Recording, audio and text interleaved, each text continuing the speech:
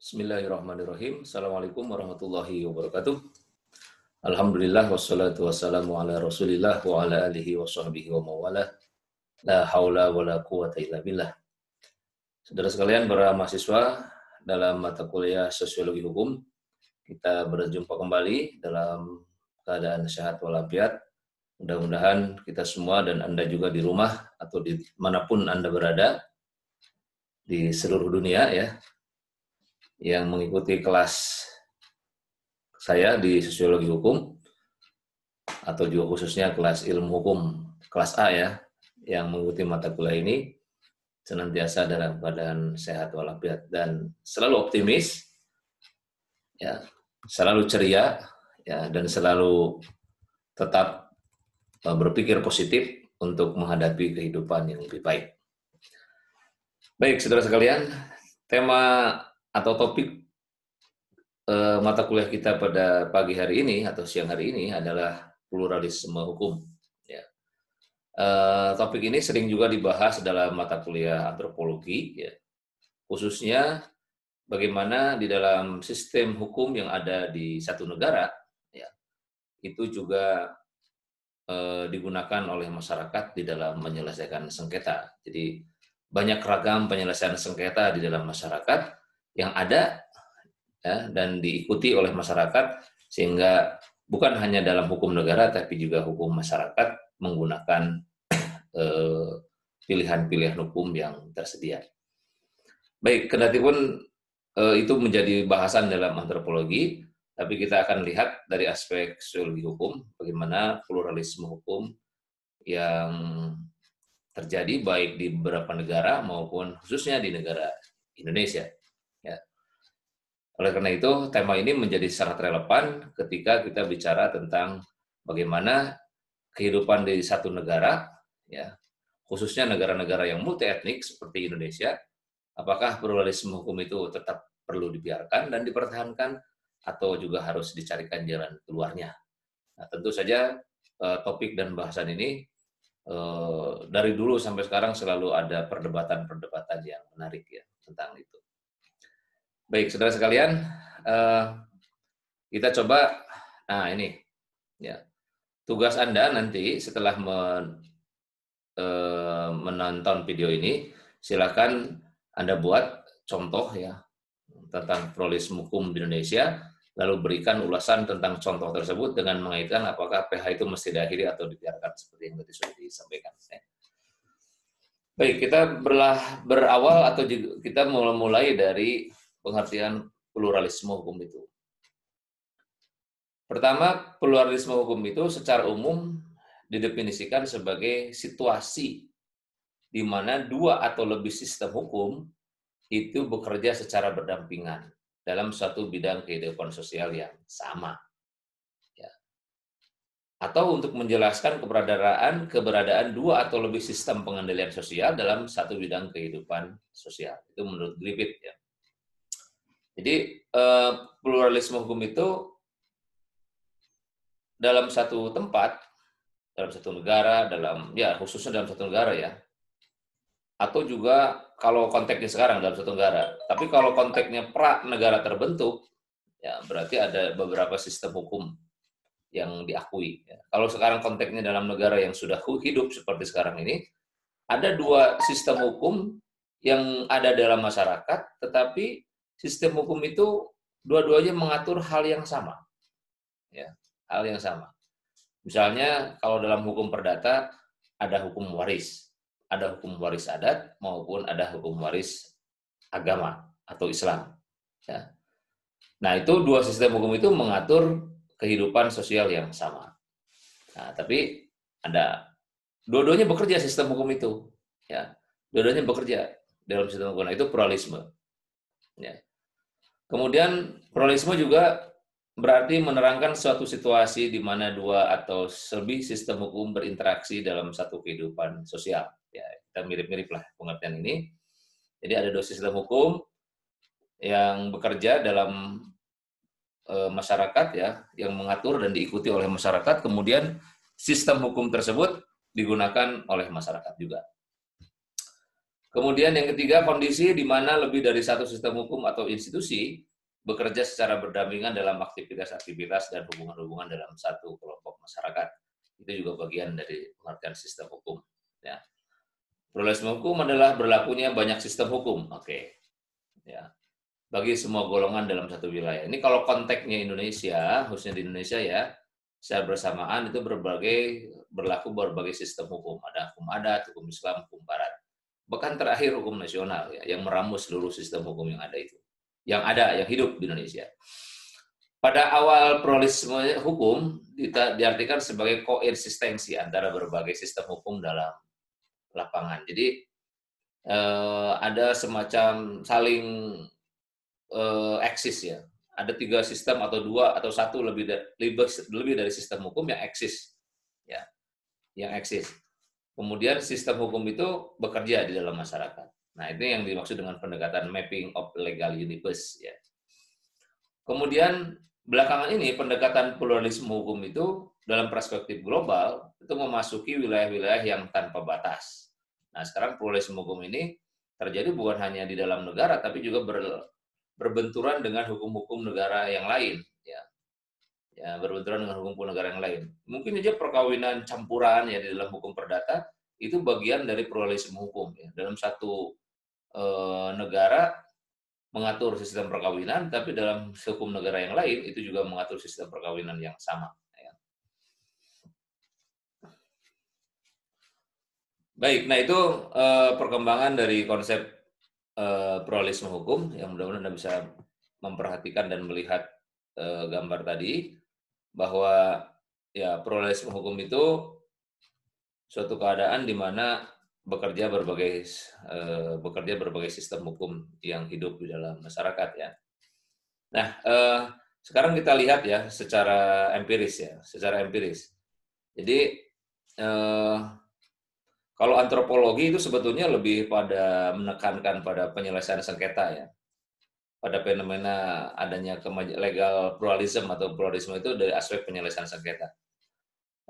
Jadi secara empiris kita akan melihat misalnya hukum yang berlaku dalam masyarakat itu selain terwujud dalam bentuk hukum negara ya atau yang disebut dengan state law juga berwujud sebagai hukum masyarakat ya atau hukum kebiasaan, customary law, termasuk juga hukum agama atau religious law ya.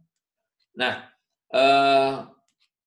masing-masing sistem hukum itu kan mengatur mekanisme pengaturan sendiri-sendiri ya. Ya, dan juga dalam komunitas-komunitas masyarakat yang merupakan hukum yang secara lokal juga bisa sebagai sarana untuk menjaga keteraturan ya. Nah, oleh karena itu legal pluralisme ini ya itu sering dipertentangkan dengan ideologi sentralisme hukum, legal centralism ya. Jadi ideologi sentralisme hukum ini di mana ideologi menghendaki pemberlakuan hukum negara. Nah, dalam konteks Indonesia tentu saja yang dimaksud adalah state law ini adalah hukum nasional ya, sebagai satu-satunya hukum bagi semua warga masyarakat ya. Ya, dengan mengabaikan juga keberadaan sistem-sistem hukum yang lain ya. Jadi ada sistem hukum negara yang berlaku. Nah, tapi di Indonesia mungkin nggak hukum agama ditinggalkan, hukum adat, hukum barat juga ditinggalkan. Nah, itu problemnya ada di situ. Ya. Problemnya ada di situ. Kemudian ideologi sentralisme atau legal sentralisme ini ya itu cenderung mengabaikan kemajemukan. Itu pada hakikatnya begitu ya. Tapi nanti kita bisa lihat dalam konteks Indonesia ya, legal law ini ya. Legal state ini, law state ini ya. Law state atau central central pluralism ya. Central pluralism. Legal pluralism itu ya maksudnya. Nah, ini sentralisme hukum atau legal centralism itu menjadi kewenangan negara di mana negara ingin mengatur berbagai macam hukum yang ada di dalam masyarakat ya. Nah, oleh karena itu menurut konsep Griffith ya, saya mengutip dari pendapatnya Griffith ya. ada dua kekuatan berarti kan untuk menonjolkan keberadaan dan interaksi sistem hukum dalam masyarakat itu ya, antara hukum negara atau state law dengan folk law dan juga religious law di sisi yang lain ya. Nah, di sini kita bisa gambarkan ya untuk melihat bagaimana pluralisme hukum itu terjadi. Ya, pertama konsep pluralisme hukum yang dikemukakan oleh tadi Griffith itu ada 3 kekuatan, bahkan negara lebih dominan, ya, sehingga dia membedakan 2 macam, yaitu pluralisme yang kuat, strong legal pluralism, dan pluralisme yang lemah atau weak legal pluralism. Ya. Jadi pluralisme yang lemah atau legal weak pluralism itu merupakan bentuk lain dari sentralisme hukum. Jadi legal sentralisme. Ya, jadi sentral legalisme begitu kuat, ya, mengakibatkan sistem hukum di luar negara itu menjadi lemah. Ya. Karena walaupun dalam kenyataannya hukum negara mengaku adanya sistem-sistem hukum yang lain, ya, tapi hukum negara tetap dipandang sebagai superior. Sementara itu sistem hukum yang lain nampaknya inferior. Jadi dalam hubungan, nah ini kita bicara sosiologinya, dalam hubungan antara negara dengan sistem hukum negara dengan sistem hukum yang ada dalam masyarakat, maka sistem hukum negara lah yang paling superior dibanding hukum masyarakat itu. Ya.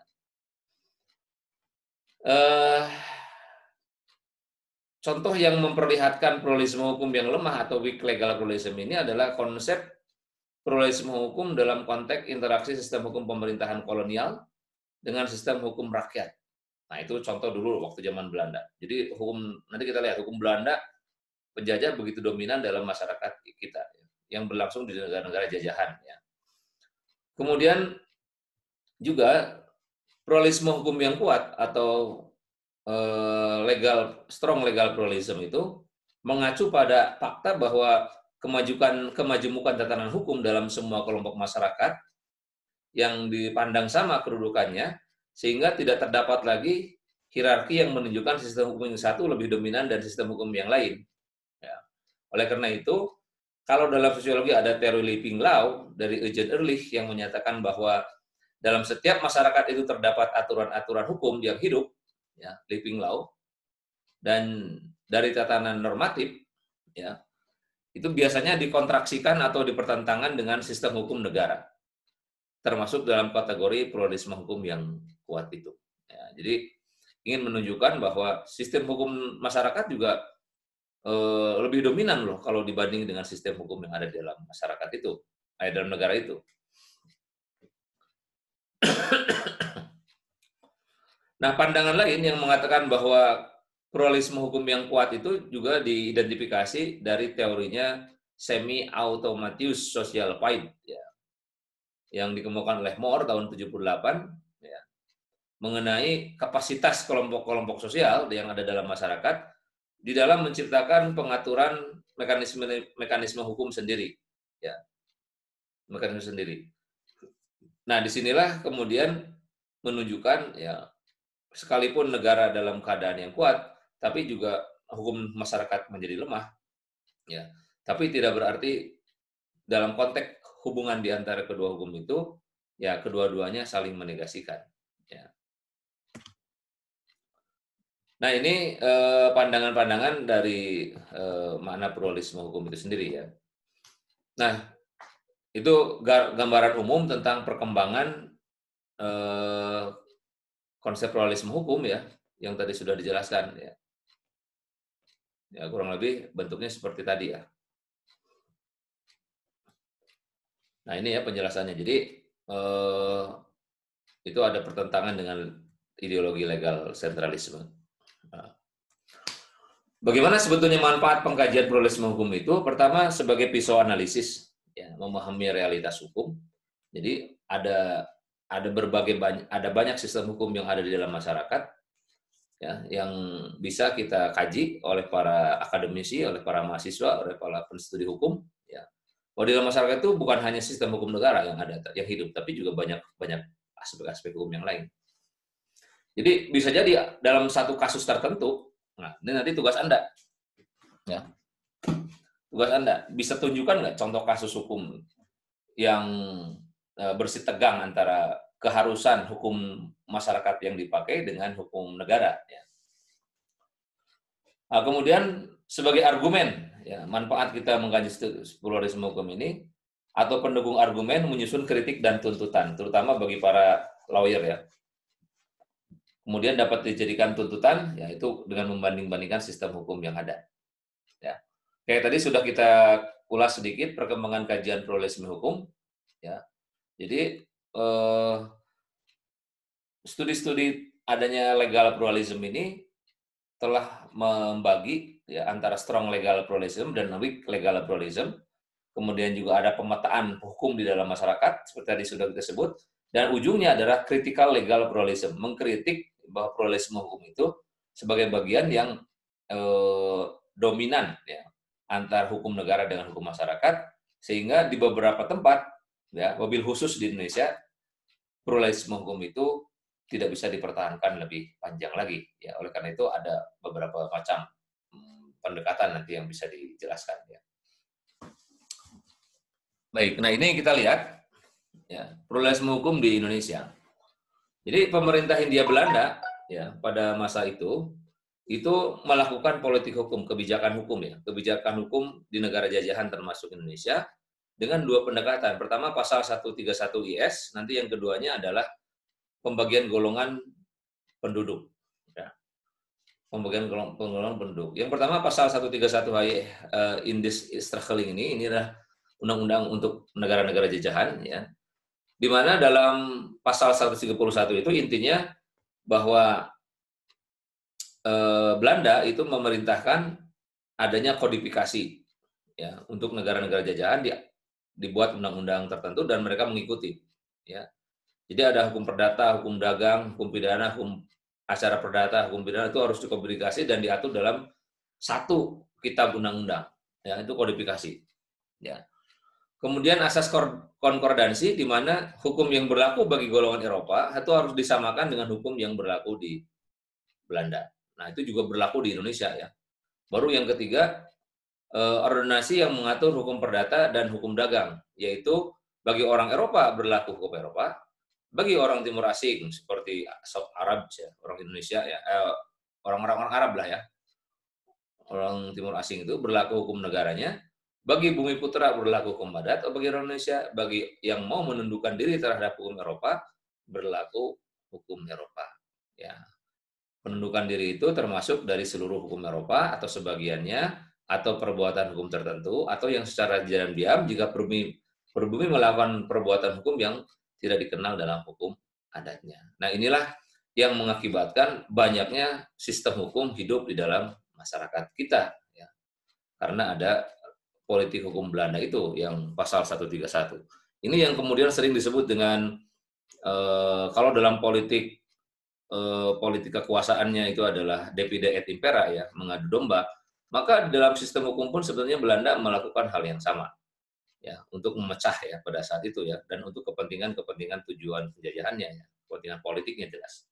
Jadi hukum juga dijadikan alat politik pada masa itu.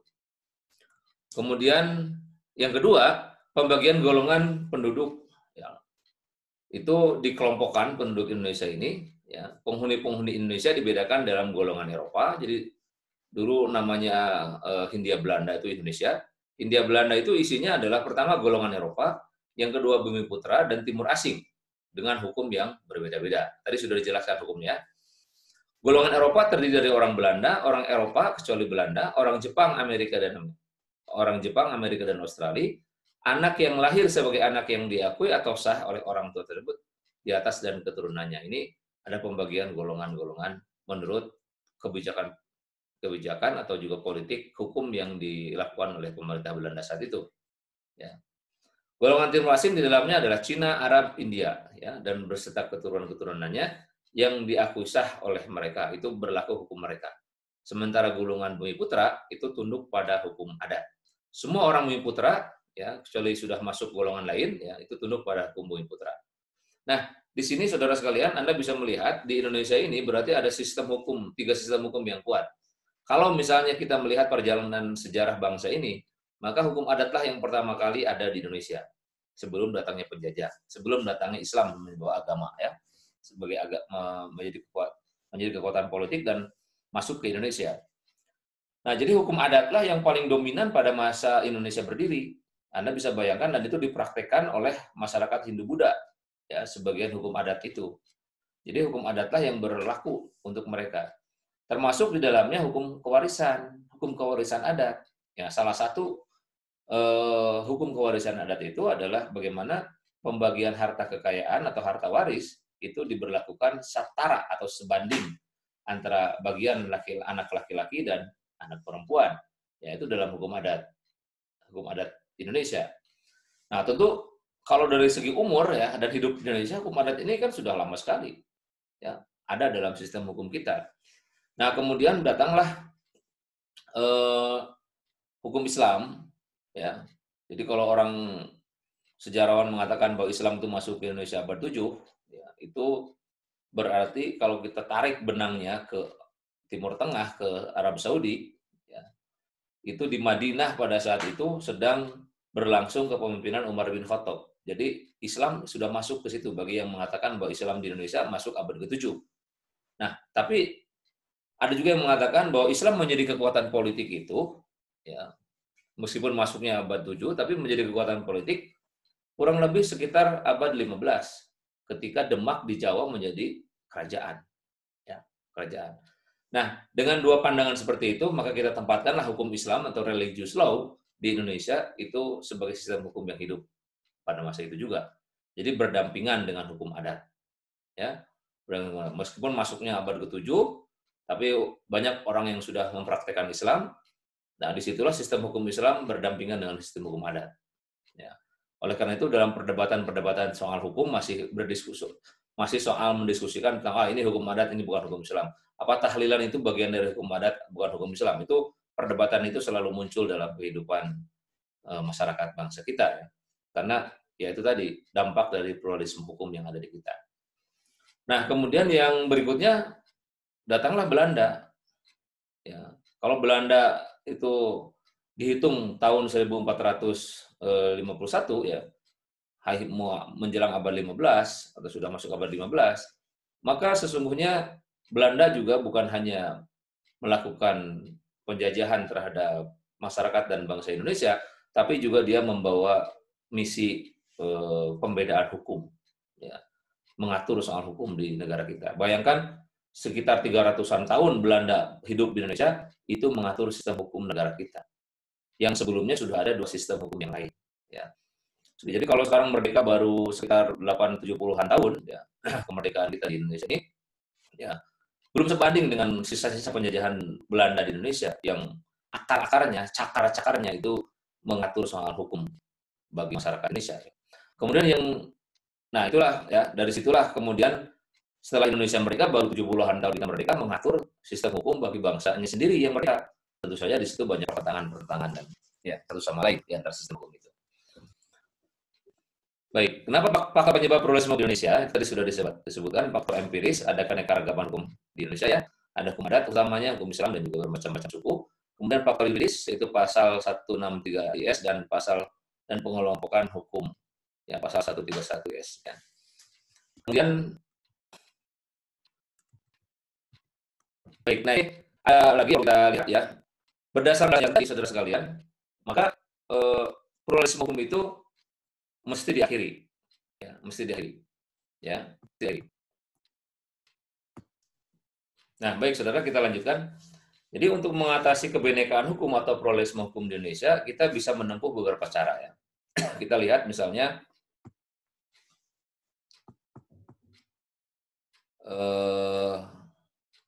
ya kita lihat bahan yang lain, ya, yang bisa kita jelaskan. Di sini misalnya, nah ini, ya. Jadi untuk mengatasi kebinekaan atau pluralisme hukum itu dapat ditempuh pertama unifikasi hukum. Unifikasi hukum itu memberlakukan satu jenis hukum untuk satu golongan, ya. Itu unifikasi. Jadi semua ini konteksnya Indonesia. Untuk konteks Indonesia maka masyarakat harus negara, ya, harus melakukan kebijakan hukum nasional dalam bentuk unifikasi hukum. Nah, unifikasi hukum itu mengakhiri problem pluralisme hukum. Ya, di sini Undang-Undang Pokok Agraria salah satu contohnya, kemudian Undang-Undang 174 tentang perkawinan. Ya. dan contoh-contoh yang lain ya, yang berkaitan dengan soal unifikasi hukum. Nah, jadi nanti dalam prakteknya, apakah unifikasi hukum di bidang undang-undang pokok agraria eh, tidak bertentangan atau juga bertabrakan dengan hukum adat yang berlaku? Nah, tentu saja dalam prakteknya banyak sekali terjadi gap ya antara hukum negara dengan hukum masyarakat. Misalnya dalam hukum adat, masyarakat itu mengakui adanya bahwa masyarakat menguasai hak wilayah, hak tanah desa. Ya, sementara di dalam sistem undang-undang pokok agraria itu mengatur bahwa negara dalam rangka melakukan modernisasi dan sebagainya itu boleh memanfaatkan tanah hak wilayah. Nah, itu bagian dari perselisihan atau persinggungan di antara hukum adat dengan hukum negara. Termasuk dalam undang-undang perkawinan, ya, dalam undang perkawinan. Nanti dalam undang perkawinan itu soal harta bersama bagaimana? Nah, dalam konsep harta bersama atau harta perkawinan ya, itu mengakomodir sesungguhnya hukum adat yang ada dalam masyarakat, di mana masyarakat diakomodir ketentuan pembagian harta bersamanya, yaitu dengan pembagian yang seimbang antara suami dan istri. Itu bagian dari hukum adat. Nah, jadi unifikasi itu artinya meramu dari berbagai macam hukum-hukum yang ada di Indonesia, baik hukum adat, hukum barat, hukum Islam, dalam sistem hukum nasional. Nah, jadi tadi sebagaimana dikatakan oleh Griffith bahwa negara berperan sebagai pengatur, ya. Jadi mengatur tentang bagaimana hukum negara itu begitu kuat, ya. Strong legal pluralism. Jadi dalam hubungan pluralisme hukum, negara itu sangat dominan, ya, sangat dominan mengatur bagaimana kehidupan di dalam masyarakat. Nah, makanya strateginya dengan adanya unifikasi hukum. Kemudian yang berikutnya,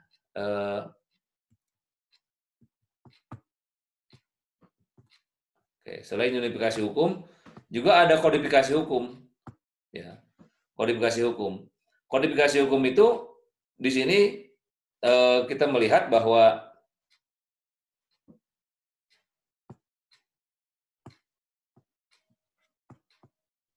bahwa kodifikasi hukum itu bagian dari hal di mana masyarakat setiap undang-undang itu harus dibuat dalam satu buku, ya, dalam satu kitab. Misalnya KUH Perdata, KUH Pidana, Kitab Undang-Undang Hukum Dagang, itu kebijakan kodifikasi hukum. Nah, baru yang ketiga, ini yang disebut dengan diferensiasi hukum. Diferensiasi hukum itu mengatur betapa bahwa peraturan perundang-undangan, ya, kalau tidak bisa diunifikasi, ya, maka diadakanlah lex specialis, undang-undang yang berlaku ya bagi sekelompok tertentu. Misalnya undang-undang peradilan agama, ya, itu berlaku bagi orang-orang Islam, ya, karena nggak bisa diunifikasikan, ya, tapi tetap ada diferensiasi hukum, perbedaan hukum. Nah, jadi di Indonesia tarik ulur sebetulnya pluralisme hukum itu. Di satu sisi ingin diakhiri, tapi di sisi lain tetap juga dibiarkan pluralisme hukum itu. Ya, bentuknya kan undang-undang peradilan agama, juga undang-undang yang lain, undang zakat, undang wakaf, ya, undang-undang pengelolaan ibadah haji meskipun manajemennya, tapi kan itu berlaku bagi orang-orang Islam, ya. Sehingga kebijakan negara soal pluralisme hukum di Indonesia itu di satu sisi memang berupaya untuk diakhiri, tapi di sisi lain tetap dibiarkan, terutama hal-hal yang menyangkut dengan kepentingan kelompok-kelompok mayoritas, ya, kelompok mayoritas. Nah, demikian ya penjelasan tentang bagaimana cara mengakhiri pluralisme hukum itu yang ada di kita, ya, yang ada di Indonesia. Nah, saudara sekalian, dengan penjelasan tadi kita ingin melihat bahwa studi-studi tentang pluralisme hukum ini itu menjadi penting, ya, untuk kita ketahui, ya, untuk kita dalami, ya, terutama berkaitan dengan bagaimana pluralisme hukum itu dalam sebuah negara, ya, khususnya di Indonesia, itu sangat pelik sekali, terutama ketika menghadapi kasus-kasus yang ada di dalam masyarakat. Baik, saya kira itu saja, ya. Terima kasih atas segala perhatiannya. Mohon maaf atas segala kekurangannya. Nanti di akhir perkuliahan, ya, untuk tugas hari ini, ya, mungkin bisa coba Anda latihan mendiskusikan apa itu pluralisme hukum. Baik, saudara sekalian, kita akhiri sampai sini, ya, perjumpaan kita pada mata kuliah sosiologi hukum. khususnya yang membahas tentang pluralisme hukum. Mudah-mudahan ada manfaatnya bagi Anda, dan insya Allah kita ketemu lagi dalam lain kesempatan. Saya akhiri, billahi taufiq wal hidayah. Wallahul muwaffiq ila aqwamit thoriq. Wassalamualaikum warahmatullahi